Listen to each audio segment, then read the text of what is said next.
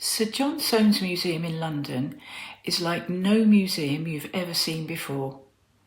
Sir John Soane was an architect, and he built up a rather eccentric collection of architectural bits and pieces which he crammed into his houses.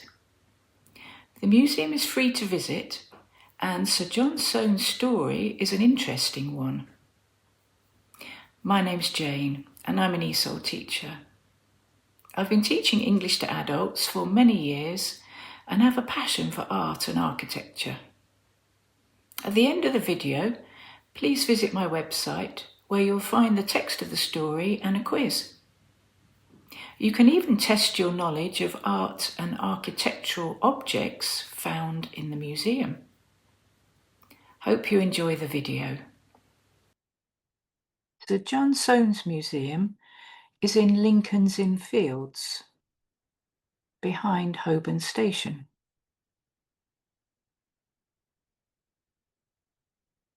It was the home of Sir John Soane, an architect. He died in 1837, and it has remained almost unchanged ever since. Sir John Soane was born in 1753 in Goring-on-Thames, near Reading. He was the youngest son of a bricklayer. By the age of 14, he had left school, his father had died, and he worked for his elder brother. At age 15, his talent for drawing was discovered. He was taken to London to become an apprentice, to work for and be trained by George Dance the Younger. At 18, he began to study architecture at the Royal Academy in the evenings. 6 years later, he won a prize from the King, which allowed him to do the Grand Tour, a trip around Europe, usually only for the rich. He spent 2 years abroad, mainly in Italy, studying classical architecture and making useful contacts. When he returned from his tour, he set up his own business. In 1784, he married Eliza Smith.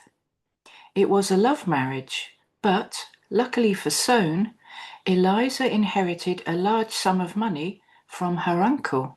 They had 2 sons, John Jr. and George. In 1788, at the age of 35, Soane became architect to the Bank of England.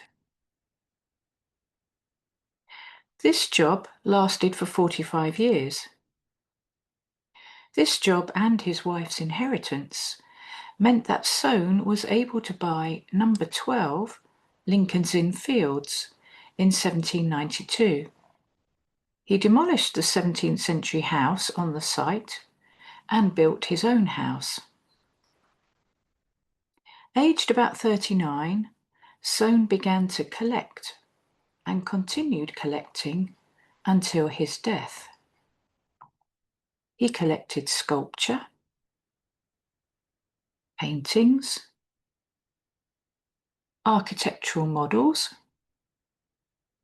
antiquities, and architectural fragments.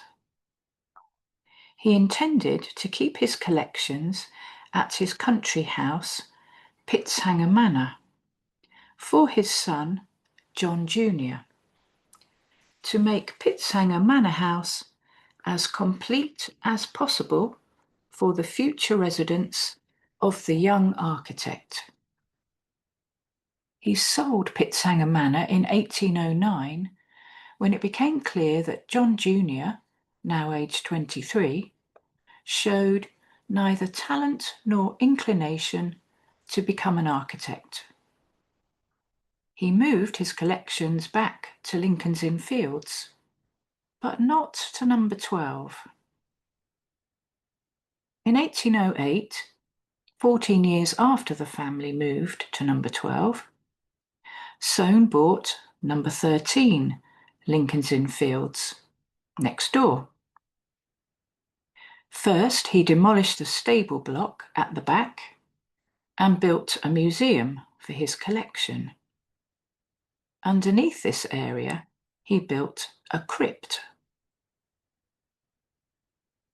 This looked a bit empty to Soane, so he bought an ancient Egyptian sarcophagus, 35,000 years old, after the British Museum refused the price of £2,000. It was so large he had to knock down the back wall to get it in. This was his most prized possession. Soane was so proud of this that he held 3 evening parties to celebrate and invited nearly 1,000 people. But there still wasn't enough room for his collections. By 1813, number 13 had been demolished and rebuilt, and Mr. and Mrs. Soane moved in. So did his collections. He filled the dining room and the adjoining library, the study, the breakfast room.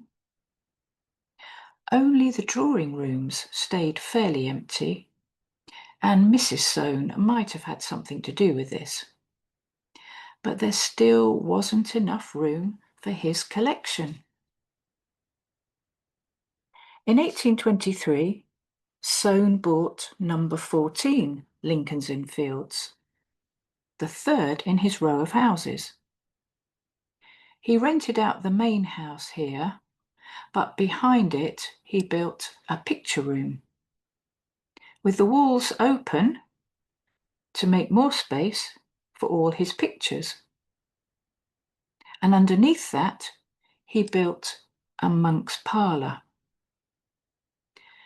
The room was created after the death of Soane's wife in 1815 and eldest son John Jr. in 1823. The room was designed to look dark and gloomy and symbolises Soane's grief and loneliness. The one remaining link to his wife was Fanny the dog, but she died as well on Christmas Day 1820. In the monk's yard outside the room, you can see the epitaph, "Alas, poor Fanny," on the grave where the dog is buried. In 1828, Soane had a portrait and a bust made of himself. They are placed at points to make him visible in many areas of the museum. Soane was knighted in 1831 when he was 78 years old.